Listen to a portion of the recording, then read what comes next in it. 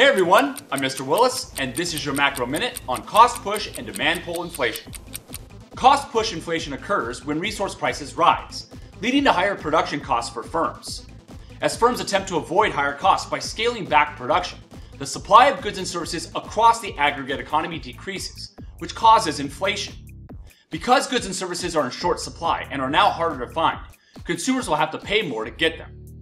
Cost push inflation can be visualized by a leftward shift of the short-run aggregate supply curve, which indicates that price levels increase while real GDP output decreases. This means that when an economy experiences cost push inflation, it's also experiencing stagflation. Cost push inflation can also be visualized by a rightward shift of the short-run Phillips curve, which indicates an increase in both the inflation rate and the unemployment rate at the same time. See, the name says it all. When costs rise, prices are pushed upward. Demand pull inflation occurs as consumerism heats up, and increased consumer demand for goods and services causes prices to rise across the economy.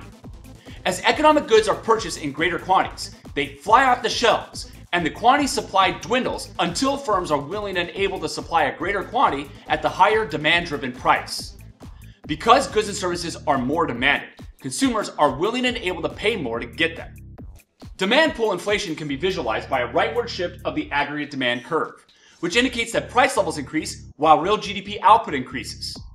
Demand pull inflation can also be visualized by a movement leftward along the short-run Phillips curve, which represents an increase in the inflation rate and a decrease in the unemployment rate at the same time. See, the name says it all. As demand for products increases, prices are pulled up. Thank you so much for watching. That's cost push and demand pull inflation, and this has been your Macro Minute.